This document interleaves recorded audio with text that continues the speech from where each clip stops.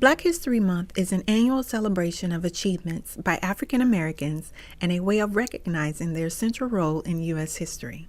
From activists and civil rights pioneers such as Harriet Tubman, Sojourner Truth, Marcus Garvey, Dr. Martin Luther King Jr., Malcolm X, and Rosa Parks, to leaders in industry, politics, science, culture, and more. In recognition of Black History Month, we had the honor of interviewing some of Mount Hope's very own living legends. Throughout the week, we invite you to watch and listen as these individuals share iconic moments and experiences that shape Black culture as we know it today.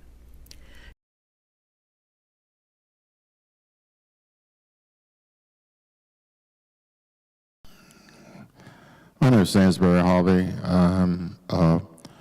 I was born and raised in a place in what was at one time called Norfolk County, which is an extension of Norfolk, Virginia, and then it annexed in 1963, becoming the city of Chesapeake, Virginia. I was born and raised right at the end of, at the last road you go to when you get out of the state of Virginia.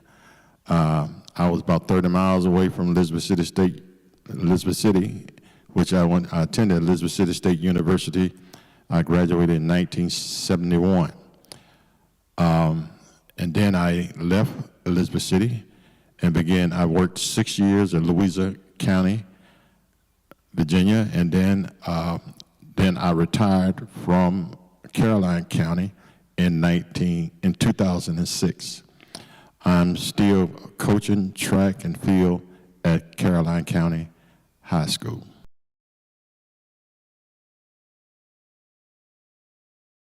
Black history means to me is awareness of what we have accomplished, things that we have done. If it wasn't for the history, we have nothing. As you can see today, some of the politicians do not want us to really cherish things that happen.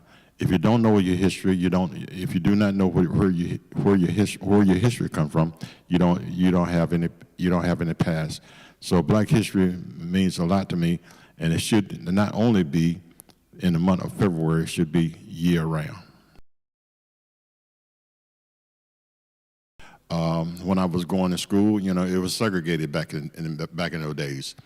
When I say segregated, I mean that our teachers were our role models, and when you say your role models, you stayed in the same neighborhood with the doctors, the lawyers, the teachers.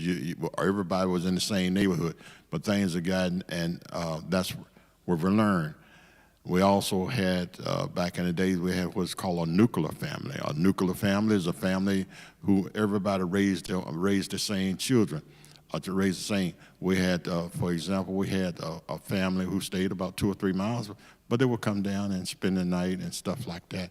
So the community really raised you and helped you upon what you had to do back in the day. Like I say, it was segregated, but when we went to school, we either had to go into service, be on the farm, or go to college. So I chose to go to college, and plus my parents chose me to go to college also. I guess the biggest memory I can attest to is that when Martin Luther King got killed, I was on campus. I know it was on a Tuesday, and I was pledging at that time in 1968. And when we heard the news, particularly the individuals who were from the North, their biggest thing they were saying, man, I got to get home. I got to get home because I know they're going to burn it down. And so they closed the school for a day or two so the individuals could go home and do what they had to do. So with that in mind, yes, that was the biggest memory I can remember from the civil rights movement.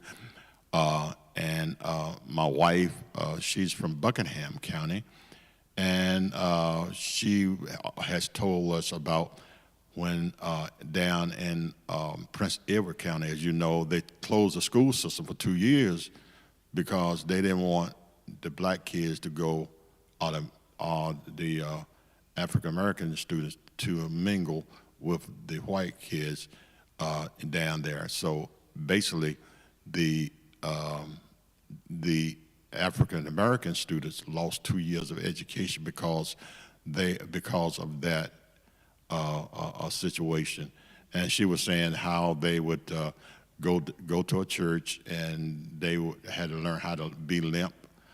So in case somebody had to pull them or move them out the way, they in other words, make the police officer and everybody work in order to put you in a paddy wagon or get you off the street.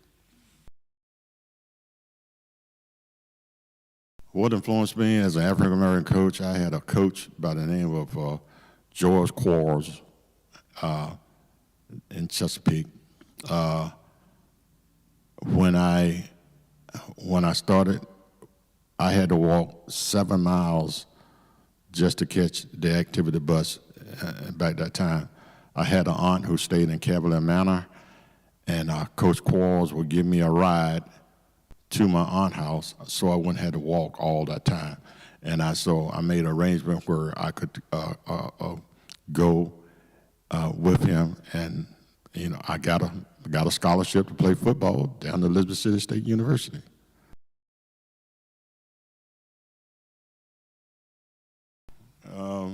Basically, Martin Luther King, Thurgood Marshall, which are all my frat brothers, Dick Gregory. I remember when Dick Gregory came on campus, he was, a kind of heavy duty and everything. He came on campus, female, Maya Angelou, Nikki, I can't think of the last name, Nikki, inspirational, always Marian Anderson, with that great voice she had, Mahalia Jackson, those individuals.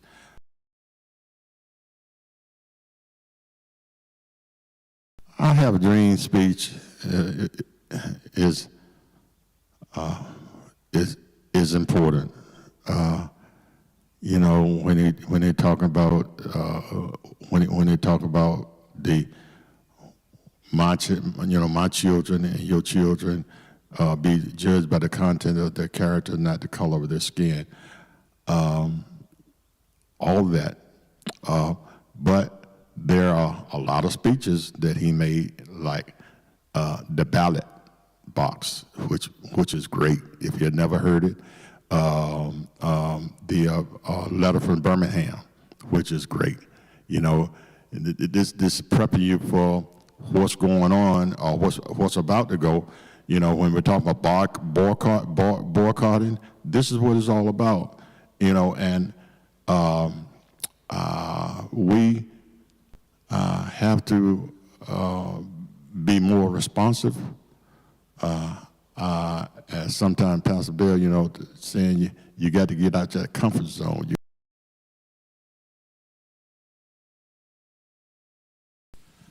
Next generation, I feel that you don't forget where you came from.